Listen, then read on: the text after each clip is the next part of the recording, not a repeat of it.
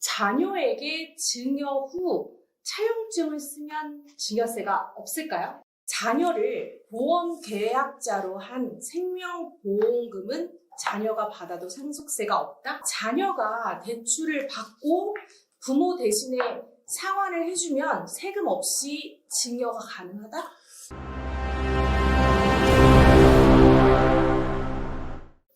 안녕하십니까 여러분, 압구정 수달입니다. 오늘은 국제세무법인 대표 세무사이신 허성호 세무사님을 모시고 상속, 증여 관련된 질문들 몇 가지 여쭙고자 합니다. 안녕하세요 세무사님. 네, 안녕하세요.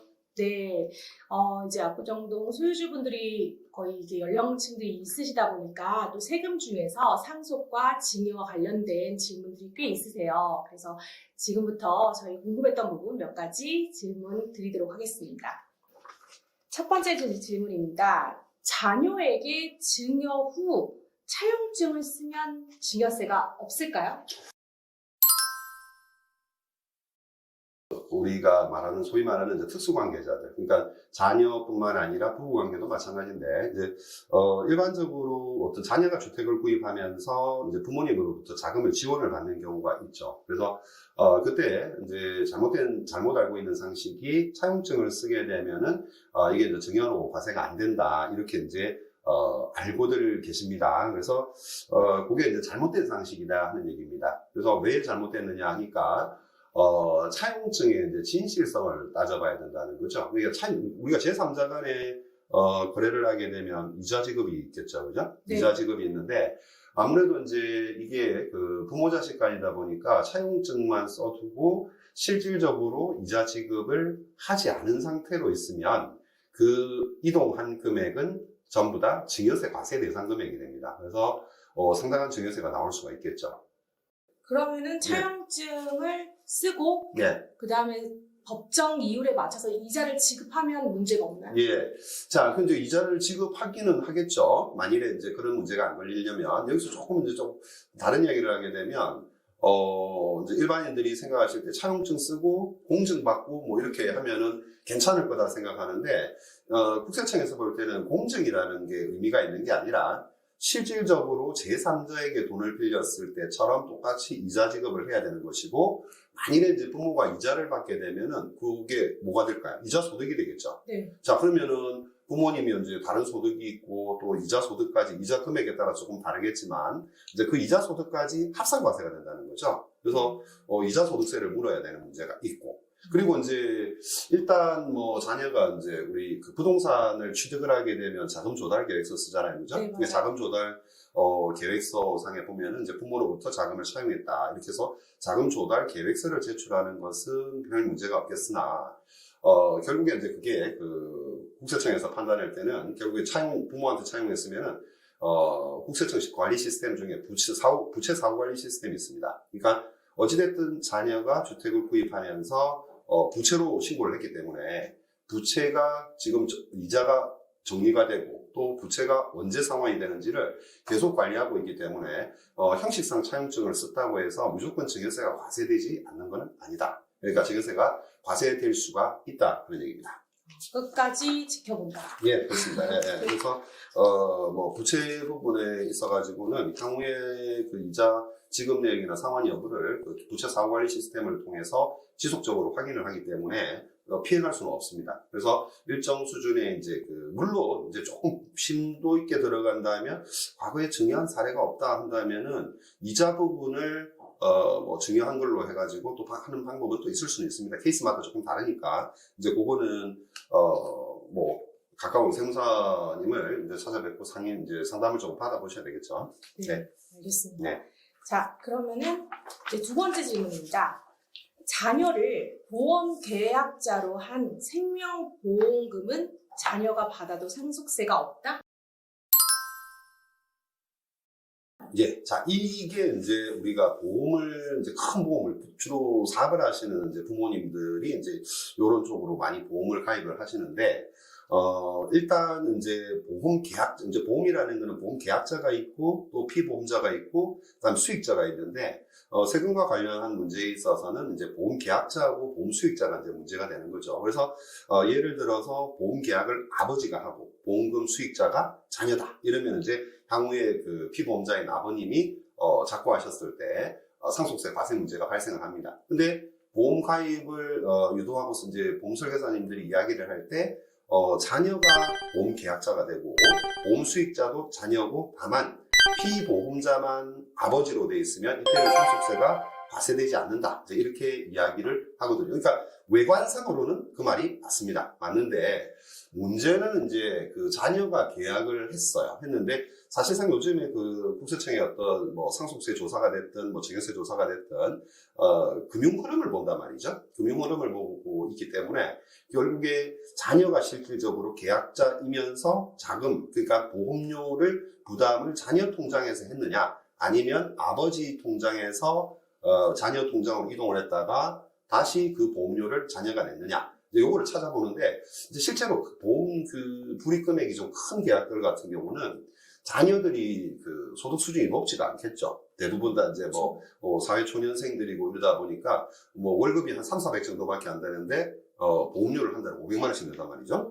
그러면은 결국에 자녀도 생활을 해야 되기 때문에 그 부모님이 그 500만 원을 이렇게 대신 부담을 하는 그 금융 흐름을 볼 수가 있습니다. 이제 그런 금융 흐름이 나타났을 때에는 사실상 형식상 보험 계약자는 자녀였지만 실질적인 그 보험료 불입에 대한 부담은 부모님이 했기 때문에 그거는 상속세가 과세가 됩니다. 그래서 피상적으로만 알고 계시는 그 자녀가 보험계약자고 수익자가 자녀이고 피보험자가 부모님이다. 이랬을 때 상속세가 과세가 안 된다. 요것만 하시면 안 되고 그 이후에 국세청에서 금융거래 내역을 확인을 했을 때 실질적으로 자녀가 부담을 한 부분인지 아닌지를 입증을 할 수가 있어야 됩니다. 그래야 이제 그 조금 전에 말씀드렸던 것처럼 그 패턴에 따라서 상속세가 과세가 되지 않는다 하는 것이죠. 그러니까 자녀 역시도 반드시 그 부분을 입증할 수 있어야지만 과세가 되지 않고 입증할 수 없으면 역시나 과세가 된다. 예, 결국에는 이제 부모님한테 이제 기속된 그 부모님 돈으로 결국에 보험료 납입했으니까 사실상 보험계약자 형식상으로만 자녀고 실질로는 부모가 계약한 거랑 마찬가지이기 때문에 상속 그 과세 대상 자산에 포함이 될 수밖에 없습니다. 눈 가리고 아웅은 통하지 않는다. 이 말씀이시죠? 예. 네, 알겠습니다. 그 다음에 세 번째 질문입니다. 자녀가 대출을 받고 부모 대신에 상환을 해주면 세금 없이 증여가 가능하다? 자, 이제 이게 그 자녀가 대출을 받고 부모가 대신 상환해준다 하는 얘기가 이제 결국에는 뭐 어찌됐든 채무자가 이제 그 결국에는 부모가 상환해주는 거니까 채무자는 누굽니까? 자녀가 대출을 받았으니까 차주가 되겠죠. 차주가 되는데 그냥 이 액면으로만 보면은 부모가 그걸 대신 갚아줬다. 그러니까 부모가 채무를 없애주는 거죠. 이걸 이제 우리가 증여세법에서는 채무 면제에 따른 증여세라고 한단 말이죠. 채무 면제에 따른 증여세. 자, 이거 이제 조금 복잡한 문제라 가지고 천천히 이해를 하셔야 되겠는데, 일단 채무 면제에 따른 증여세는 연대납세 의무가 적용되지 않습니다. 그래서 이제 소위 그 뭐 절세라고 이야기하시는 분들 중에 증여세에 대한 연대납세 의무라는 게 결국에 뭐냐면은 증여자가 있고 수증자가 있어요. 그래서 수증자가 받으면 원칙적으로는 수증자가 증여세를 내야 된단 말입니다. 근데 수증자가 낼 능력이 안 돼. 그러면은 증여자가 또 세금을 부담하는 게 이게 이제 연대납세 의무인데 이제 채무 면제에 따른 증여세 같은 경우는 연대납세 의무가 없으니까 자녀에게 이제 증여세 없이 현금을 증여할 수 있다. 이런 식으로 이제 잘못된 정보를 전달을 한다는 거죠. 그래서 이제 결국에 뭐 우리가 일반적으로는 이제 돈 갚을 능력이 뭐 대출 금액이 큰 경우가 주로 그렇겠죠. 돈을 갚을 능력이 없는 자녀가 부모 재산을 담보로 해서 은행에서 대출을 받고 그 대출금을 부모가 대신 납부를 하게 되면 결국 이게 채무 면제에 대한 다른 증여세다. 그래서 자녀가 지금 자력이 없다고 했죠. 대출 상환할 자력이, 능력이 없을 때 이제 이렇게 됐을 경우에는 좀 전에 뭐라고 했으면 원래 일반적인 증여세 같은 경우는 자녀가 돈이 없으면 세금을 못 내면 네. 증여한 부모가 돈을 내야 된단 네, 말이죠. 맞아요. 근데 이 채무 면제에 따른 증여세는 연대납세 의무가 없으니까 자녀가 뭐 소위 말해서 돈이 없으면 배째라 이렇게 하면은 부모도 증여세를 낼 의무가 없다는 거죠. 그래서 증여세 아예 안 내고 가능하다 이런 어떤 잘못된 정보를 이렇게 전달을 하시는 분들이 있는데 이제 그거는 실제로 그렇게 보시면 안 된다는 겁니다. 국세청에서는 그렇게 보는 게 아니다. 그래서 이제 결국에 이제 뭐 부모가 담보 제공하고 그 다음에 이자 지급, 원금 상환 이런 것들을 했을 때 형식적으로는 이제 자녀가 은행에 돈을 빌린 차주가 되어 있지만 실제로는 이 대출을 국세청에서는 뭐로 보느냐 하면은 부모가 대출한 걸로 봅니다. 그래서 이제 이 대출금 자체를 자녀에게 증여한 걸로 본다는 거죠. 아, 대출금 자체를. 그러니까 이제 채무 면제에 따른 증여세가 아니라 현금을 증여한 걸로 보기 때문에 이건 연대 납세 의무가 있습니다. 그래서 자녀가 세금을 못 내면 부모가 증여세를 내야 된다 하는 겁니다. 네. 그래서 이런 경우에 이제 뭐 어찌됐든 부모도 만일에 자력이 없으면 어쩔 수 없겠지만 부모는 자력이 대체적으로 있겠죠. 그러니까 이건 이제 기본적으로 이게 뭐의 증여냐는 거죠. 채무 면제에 따른 증여면 연대 납세 의무가 없습니다만은 이런 경우는 채무 면제에 따른 증여세가 아니라 그냥 그 대출금 자체 현금을 자녀에게 증여한 것으로 보기 때문에 자녀가 경제력이 없다면 부모가 대신 낼 수밖에 없다. 낼 수밖에 없다.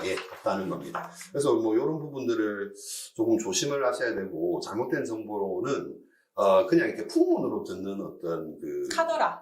그렇죠. 그런데 그런 것들을 가지고 세금 문제를 접근하시게 되면 이제 큰일 난다 하는 거죠. 그래서 이런 것들을 조금 잘 알아두시고 그다음에 좀 비정상적인 이렇게 편법을 쓰다 보면 어찌됐든 국세청에서 뭐 조사를 하든 금융거래 내역을 조사를 하게 되면은 지금 조금 전에 여기까지 앞에 두 가지하고 여기까지 말씀드린 것처럼 금융거래 내역을 통해서 어찌됐든 확인이 될 수밖에 없고 그 다음에 세금 문제는 피해갈 수가 없기 때문에 부모님도 일단 그 증여세 부담을 해야 되겠고 만일에 그 자녀 앞으로 돼 있는 걸 갖다가 세금을 안 내고 있으면 어찌 되겠습니까?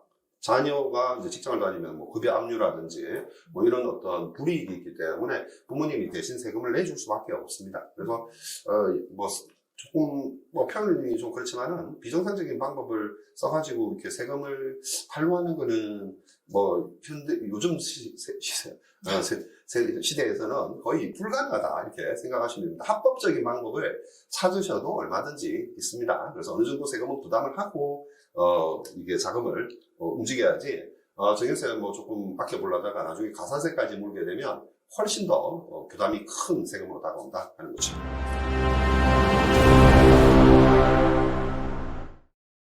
네.